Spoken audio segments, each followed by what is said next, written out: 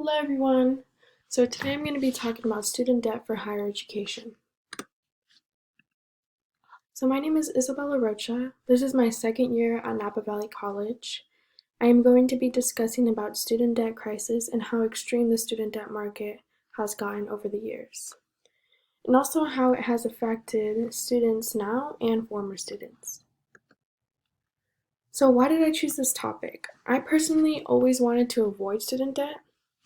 My family and people I have looked up to have always told me that community college is the best route to go because of the prices and the smaller environment. So community college has always been my top choice.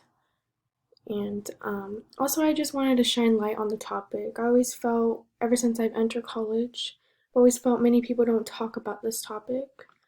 So I felt like it was right to talk about it. And then I wanted to show the struggles that many face while in college and out of college. Okay. So student debt. Many students out of many students out of high school strive to obtain competitive grades to get accepted at the top universities. These universities' price ranges can range from a private university can range from $56,000 and a public university from $10,000 to $26,000. And this is just for a quarter. And this kind of money 17 and 19-year-olds just don't have at the time. And also, many people are going into college that already have families, houses, adult bills that are probably in their 30s or 40s. So it can be very hard on both sides to pay this huge amount every quarter or semester. And also, the parents just don't have at the time either, which is just hard for, again, both situations. And so then they need to rely on loans, which later leads to student debt after college. And right now, I believe the student debt market is at 1.7, which it raised, I believe. But at the time I was researching this, it was $1.6 trillion, which is a crazy number. And then the average student debt after college is around $29,000, which this number can still grow over time from interest rate. And yeah. Okay, so the effects of student debt. I'm going to be talking during college and after college.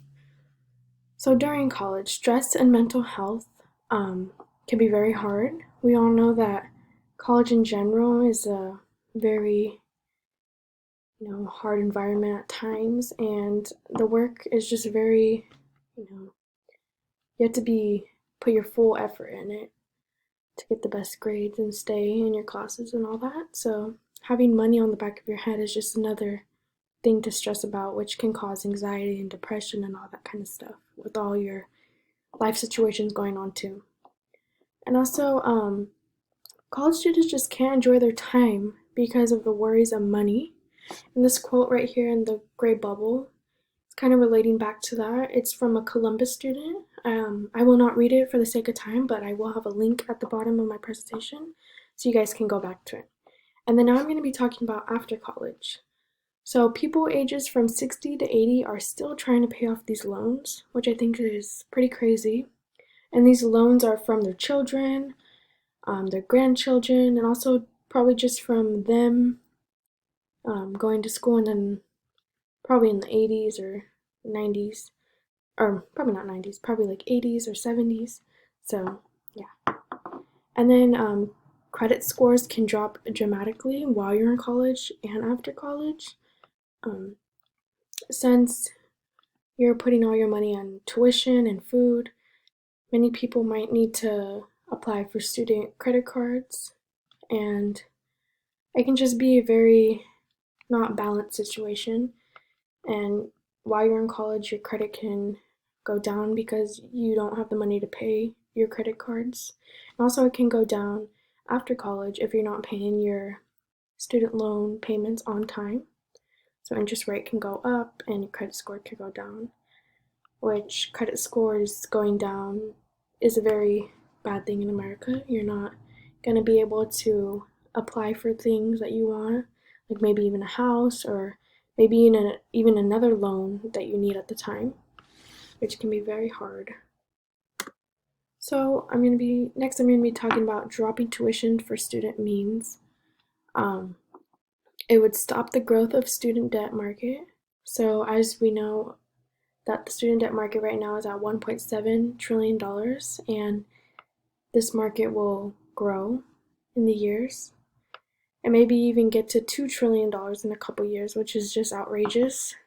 And I believe like America's debt is at $40 trillion. I think last time I checked, it's probably way more now, but just another crazy number to think about. And then the other one is lowering stress levels all around for families and students. And the other one I have is a more educated population. I think this one is very important. I personally think that education is very important. So that's a good one for me. And then next one is the argues and concerns others have. So where would this money come from? Will the quality be the same or even worse? The quality meaning, will the university qualities and teaching qualities and all that be the same or worse? And also the values of the college. So more about where would this money come from?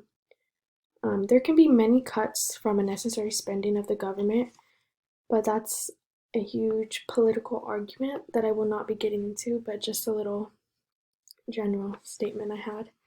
And then also for the values, if more people can attend college because of the lower cost, well, because of the lower cost, does education lose value? And would the Ivy Leagues still be considered Ivy Leagues? So that's another one to consider too from others' concerns. Thank you guys.